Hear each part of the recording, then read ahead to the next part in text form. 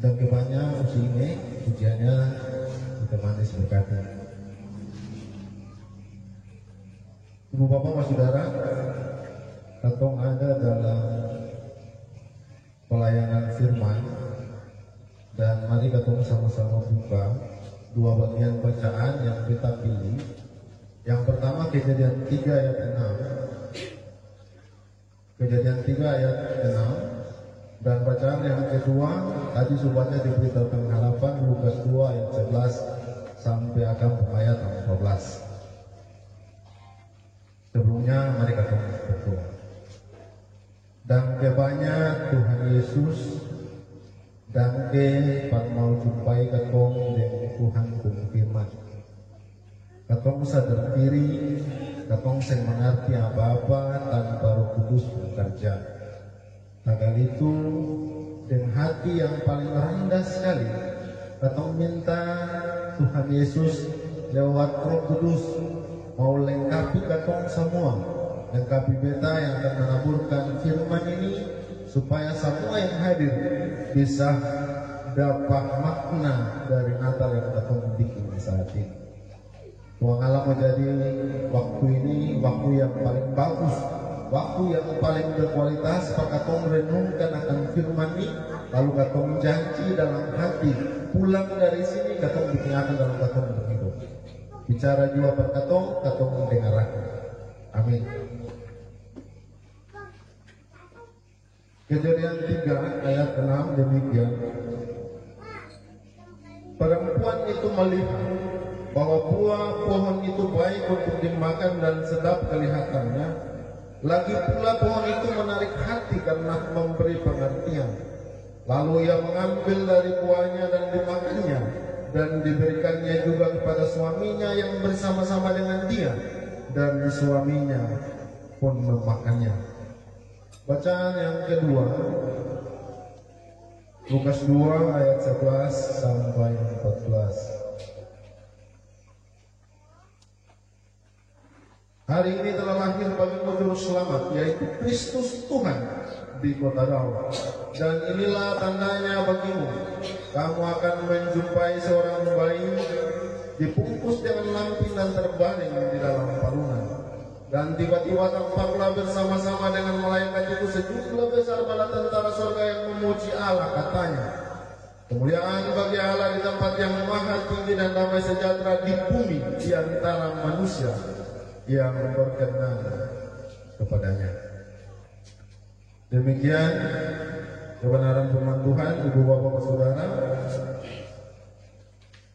setelah khotbah ada yang mau kasih pujian, kasih kode supaya habis khotbah langsung menyanyi. Salam pak saudara. Beta dari tadi, dari persiapan sampai kemari, lalu kita lihat pemandangan hari ini moi sekali. Katong tampil dengan katong busana identitas orang Ambon. Kemalukuan itu melekat di katong hati. Dia terrepresentasi dalam katong gaya saat ini. Beta mau mulai dengan tema sebenarnya. Beta bayangkan waktu itu gembala-gembala di padang gurun, waktu malaikat kasih tunjuk rupa pada orang, itu ada satu fenomena menarik. Malaikat muncul bersama-sama dengan bala tentara surga dong puji Allah.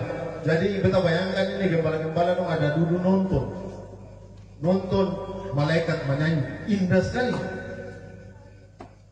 Siapa yang mau nonton berita yang macam begitu? Malaikat itu pasti ganteng-ganteng. Kalau dia perempuan pasti cantik. Dan katong pasti lihat yang ganteng dan yang cantik itu pasti katong ingin untuk lihat terus. Katong pun dekorasi ini sekarang ini bagus. Katong lihat, katong menarik hati. Katong pun mata juga menyenangkan. Toh, tapi kita mau bilang satu hal. Natal itu bukan tontonan. Natal itu tuntunan.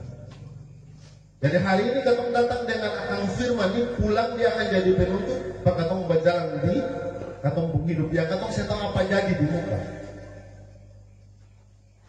Ibu bapak saudara, ini cuma soal tema. Nanti beta bahasakan sedikit Tapi kalau sabantar mau musuh pastiu, kalau beta khotbah lama, bikin muka asam, beta berhenti.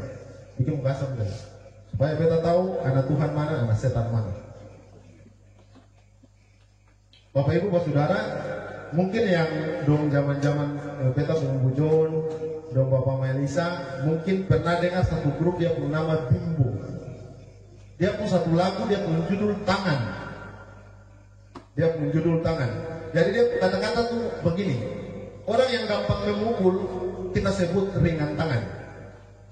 Orang yang hobinya maling kita sebut panjang tangan. Orang yang kita percaya kita sebut kaki tangan. Kalau katong setuju, katong semua jabat tangan. Boleh jabat tangan dulu?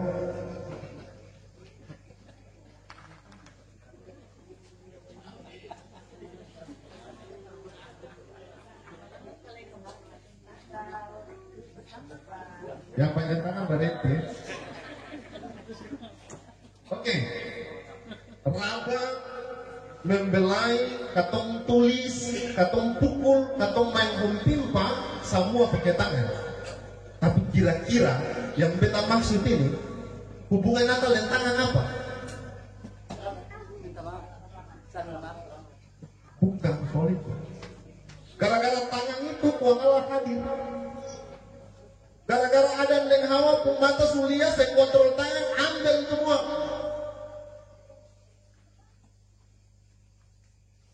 Jadi tangan ini ada hubungan dengan Natal. Tapi beta mau ajar katong supaya kamu lihat di dalam Alkitab itu dia tulis tentang tangan itu banyak. Dia tulis begini, kalau Allah marah, Allah akan acungkan tangan. Tangan Allah akan menimpa. Tangan Allah akan menekan. Itu kalau Allah marah. Tapi kalau Allah tolong, Alkitab bilang tangan Allah meliputi, tangan Allah melindungi, tangan Allah menyertai. Lalu kemudian Alkitab juga kasih gambarkan tangan Allah sebagai tangan yang memelihara, tangan Allah yang mengatur perputaran roda kehidupan. Sekarang Pak Saudara mungkin tanya pendeta, kalau Tuhan Allah pun tangan yang dia atur semua kehidupan, kenapa harus ada kacau? Kenapa hidup ini penuh dengan penderitaan kalau Tuhan Allah pun tangan sanggup untuk atur semua baik-baik? Beta mau bilang begini, Yesaya 59 ayat 1a dia bilang begini, sesungguhnya tangan Tuhan tidak kurang panjang untuk menyelamatkan. Jadi Tuhan Allah mau bilang, firman itu mau bilang tuh, semua bukan karena Tuhan Allah pun tangan kurang panjang, cuma karena manusia pun tangan yang setawa orang pegang sebarang, pancuri sebarang, pukul sebarang, semua sebarang dengan tangan. Gara-gara tangan itu. Sekarang tangan yang bikin kacau nih, tangan yang baloko, tangan yang tukang pukul tuh, dunia jadi kacau. Saudara, dunia baru kacau.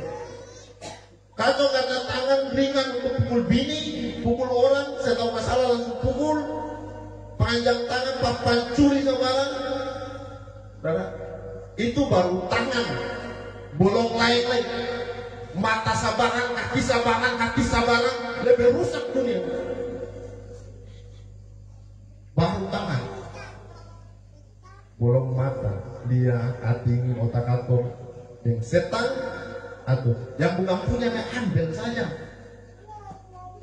Bayangkan dunia ini so hancur itu, dunia so hancur.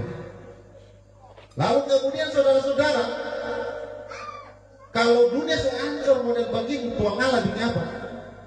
Dan manusia kondisi model itu, kondisi yang suka kasih warna dan kekacauan, kondisi yang suka kasih warna dan rupa-rupa macam hal yang Tuhan tak suka, yang saya suka. Saudara,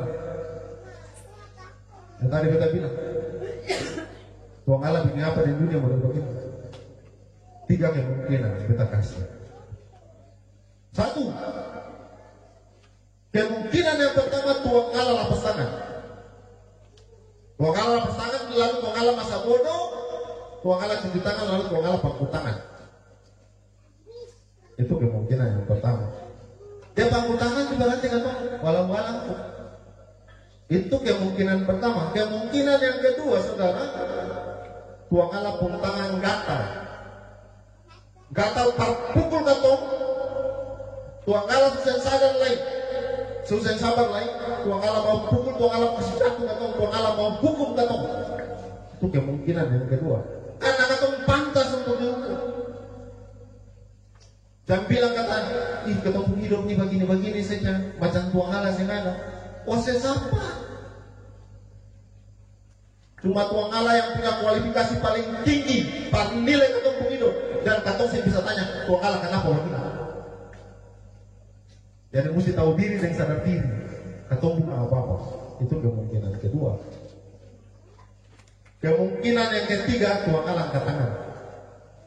Tuhan Allah angkat tangan, Tuhan Allah kewalahan, Tuhan Allah putus asa karena dunia memang supaya, dunia sugoya, dunia sesen berdaya.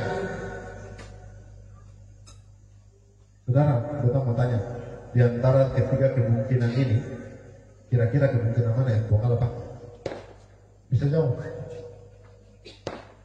Kira-kira dari tiga tuh, Tuhan Allah pakai kemungkinan yang kemana? Yang keberapa? Di antara ketiga kemungkinan itu, saya ada satu yang Tuhan Allah pakai. Kalau dunia hancur karena ketombutangan sabar dan manusia yang bisa kasih beres itu barang, Tuhan Allah turun tangan. Kemungkinan keempat, dan itu satu kepastian. Tuhan Allah harus turun tangan untuk bereskan kekacauan yang terjadi yang ketombik.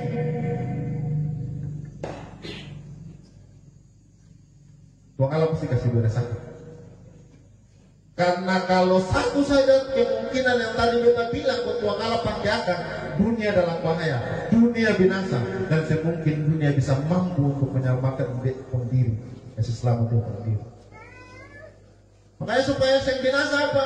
Tuhan Allah pakai cara keempat, Tuhan Allah turun tangan. Allah harus turun tangan. Mengapa harus turun tangan? Ada yang hawas tangan so bikin kacau. Kalau ada yang hawa belum kacau. Sekarang kacau ini dia harus jadi damai. Waktu malaikat bilang hari ini telah lahir bagimu juru selamat, yaitu Kristus Tuhan di kota Daud, mau bilang begini, hari ini Tuhan Allah turun tangan. Hari ini Tuhan Allah turun tangan. Kekacauan yang katong bikin hari ini Tuhan Allah maksud damai. Damai datang di antara manusia yang berkenan kepadanya. Kalau tanya berkenan kepadanya, kalau Tuhan kenan di antara kamu sampai yang Tuhan kenan, tidak ada satu orang dari ibu bapak dan beta yang Tuhan kenan. Makanya ketika berita Natal itu akan sampai berkatong, katong mesti sadar bahwa Tuhan Allah pun cinta terlalu besar, dia turun supaya jangan alih di beta binasa. Karena begitu besar kesalahan dunia ini sehingga yang memuliakan anaknya yang tunggal supaya setiap orang yang percaya kepadanya tidak binasa melainkan beroleh hidup yang kekal. Katong harus jaga damai yang Tuhan Allah kasih turun dari surga ke bumi. Natal, hadiah terbesar dari surga turun ke bumi yang penuh dengan dosa. Natal, Yesus Kristus Raja yang besar turun ke bumi di kandang yang kecil yang hina. Untuk apa? Kehinaan katong ditanggung supaya katong beroleh permata, diupah, dipulihkan supaya katong diangkat jadi seturut dengan kehendak Tuhan, jadi dapat jaminan kita hidup memperoleh keselamatan itu. Amin, saudara. Sampai jua. Hah? Kita lihat belum ada yang bahasa. Masih ceria. Terus saudara, sekarang apa motif dibalik penguluran tangan Allah? Tuhan Allah harus turun tangan. Dia ulurkan tangan untuk menyambut tangan manusia yang berdosa, yang kacau itu, yang noda itu. Dia sambut, dia ulur tangan untuk pegang supaya kesucian miliknya jadi kesucian juga bagi diri kita. Apa motifnya? Tuhan Allah pun kasih, Tuhan Allah pun cinta, Tuhan Allah pun sayang berkatong supaya dia mau katong dua selamat. Itu indah, saudara. Bayangkan, saudara, Allah kasih ulur dia pun tangan karena cinta, Allah kasih ulur dia pun tangan karena sayang. Cinta Allah itu bukan cinta bertepuk sebelah tangan, sama dengan laki-laki bilang ke perempuan atau perempuan bilang ke laki-laki,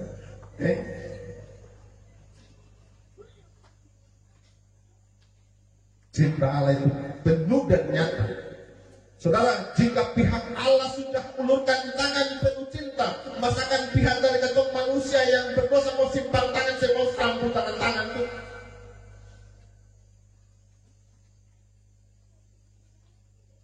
Mazmur 144 ayat 7 dia bilang begitu. Ya Tuhan, ulurkanlah tanganmu dari tempat tinggi. Saudara, Mazmur ini seakan mau ajak atau bilang, ya Tuhan, ulurkanlah Tuhan pun tangan ke bumi. Ulurkanlah tangan perketok. Itu sesungguhnya adalah doa Natal. Itu doa Natal. Sebab itu saudara-saudara, Natal baru bermakna dan bermanfaat kalau uluran tangan dari pihak Allah dijawab dengan sodoran tangan dari pihak manusia. Inilah Natal. Natal adalah tangan Allah menyentuh tangan manusia, lalu Allah mengajak kita berjabat tangan.